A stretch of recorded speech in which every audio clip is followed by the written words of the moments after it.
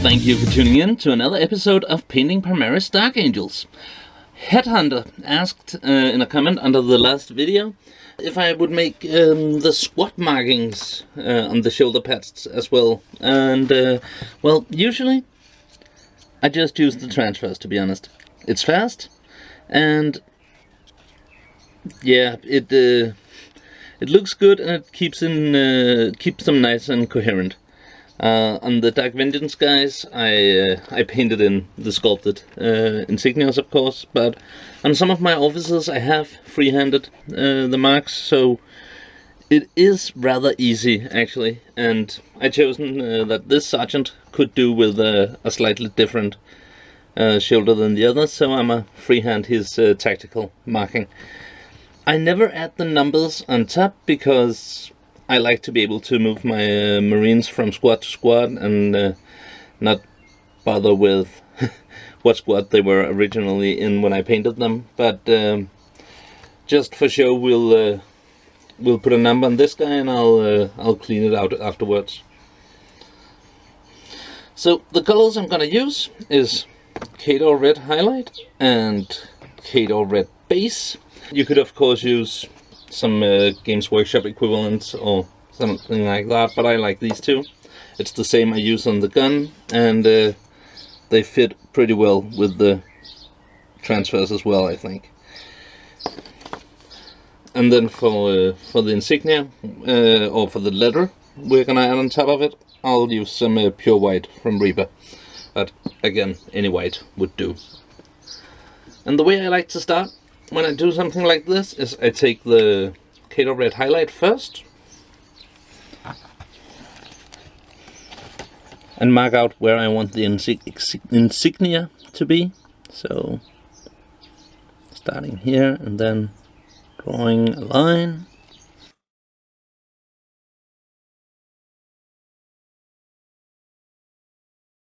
And the reason for this is that this is much easier to clean up if anything should go wrong, and the red will cover nicely over the orange afterwards.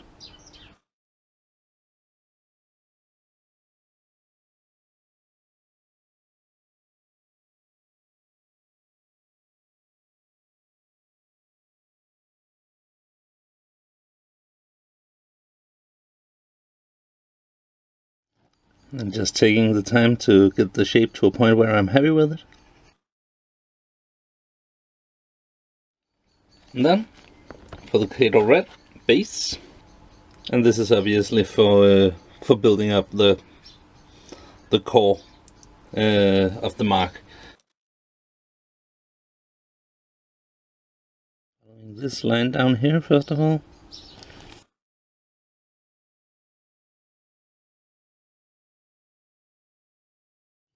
And fill this one out. And then exactly the same on the other side.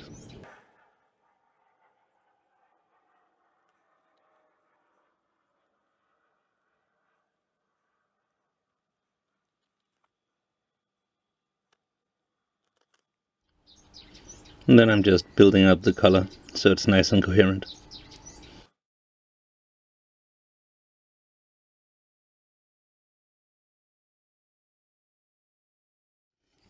Oh, just noticed that the spike is a bit too short. Just fixing that up. And then I'll let it dry and come back in with a bit more red. You can see in the middle that the color is not covering 100%, but adding more now would just make it look rough. So once it's dry, I'm gonna add a bit more Khador Red Base, and then I'm gonna highlight it with the Khador Red Highlight. So now that I'm happy with the red, you can see it is, you can see that it is a pretty nice fit for the transfer. But because we're freehanding it on, of course we're gonna take it a bit further and highlight it a bit. So I watered down some Khador Red Highlight a little more than I usually do, just a tiny bit more, and then proceed to add in a line in the upper area very carefully.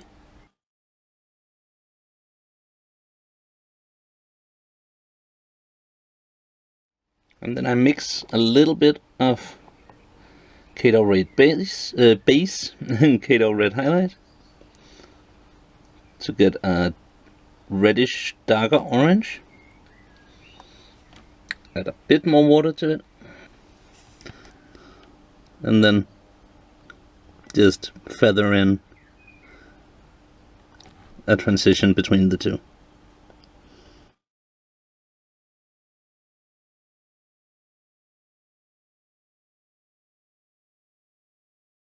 So you could definitely have left it just with the red. You can definitely leave it like this, but if you want a number on it, now would be the time to paint in that. And as said, I'm gonna use some pure white from Reaper. And boom, boom, boom, let's take the number 3. So I'll be afterwards showing you how to remove the number if you're not happy with it, because I actually don't want numbers on mine. But with the white, the way I would do the 3 is I'll start with a line up here between, because I find that's the easiest way to make sure I get the number where I want it. Got a little thing in the top there, but I'm sure we can just, no.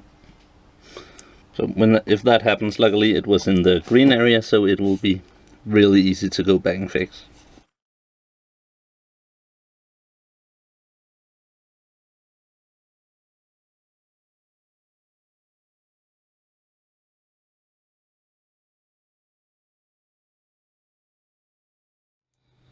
I'll just take a little bit of dark green, whatever base color you used, and just fix up the top here. And the same goes for further down. You can obviously just fix up with red if you made mistakes inside the insignia.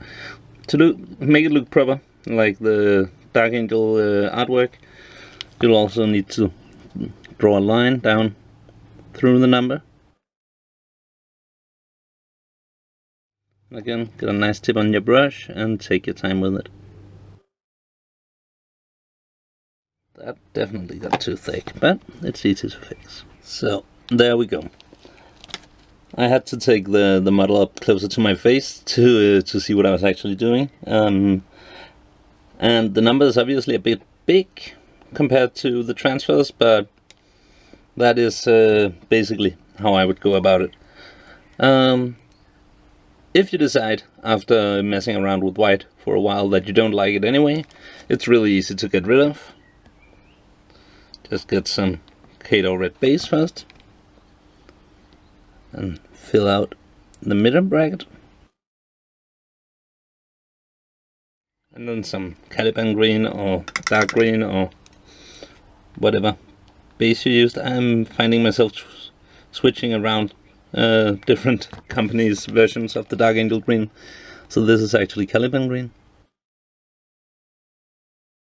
Just playing around with it, seeing which one I like the best. And I find that they serve different purposes. While the Caliban Green is a lot thicker than the others, it has its place, for instance here, in covering up a light color.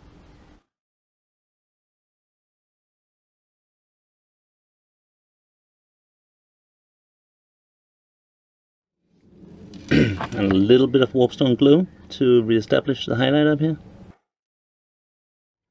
Just use a bit of water and blend it in with the Caliban Green to emulate the effect of the airbrush and dry brush earlier.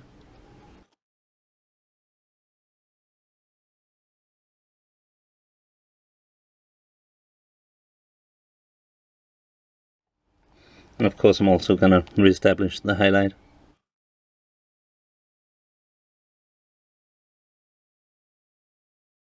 You can see in the just above the icon it's not covering exactly yet, so I'll let it dry and just fix that up. And then I'm gonna add a transfer on top of it, because I figured instead of a number it would look cool if the sergeant had a skull or something there.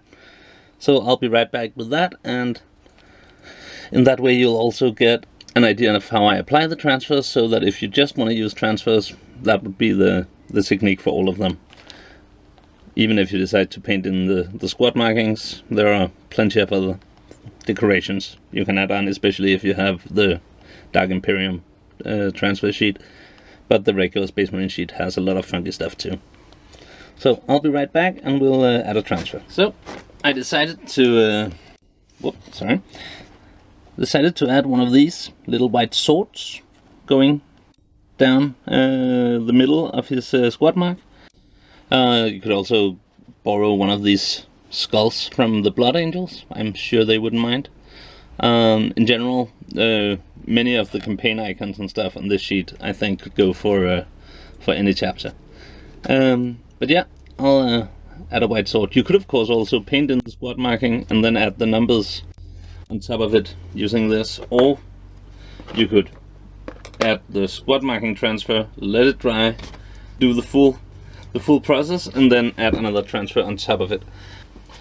So the first thing I'm gonna do is I'm gonna take some art coat, and you might find if it's an old pot that you want to water it down a bit, but with a new pot I find it's not necessary.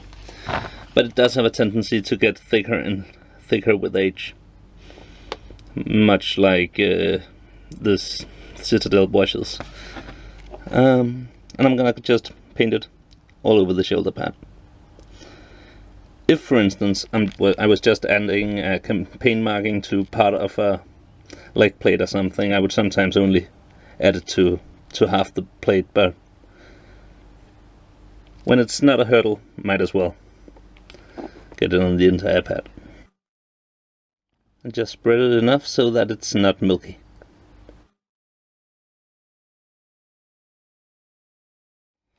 And then I'm gonna let that fully dry before I can continue. So now the art coat has dried. It's a nice and shiny shoulder pad. Don't worry, we'll dull it down. And I have our transfer here. I'm gonna pop it in some water. I like to use a palette with water in it, because I find that if you're just using a pot of water or something, you can easily use the transfer and have quite a rough time getting it back. Leave it there for one moment and get some tissue.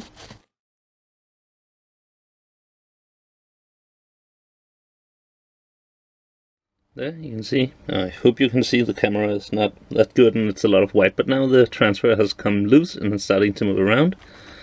So I'll add a drop of water to the location where I want it. And then, because it's a very small transfer, I can just pick it up with the brush, place it on the shoulder pad, and as long as I keep it wet, I have all the time in the world to move it around. It looks quite good already. I like it there. So I'll use the brush to remove the excess water. Some people use tissue for this, but I once had the transfer to the tissue and get torn. So after that, I've not taken any chances in that general area. So now it's a matter of, oh, you can't see what I'm doing. Sorry, I forgot I tilted the camera downwards. But yeah, I just added the transfer here and brushed off the water. And then I'll let it settle. So now that it has settled, it's been, yeah, a little less than 15 minutes, I think. But it seems to be all settled now. I'll take some Caliban medium and paint all over the shoulder pad to seal it in and to dull it down again.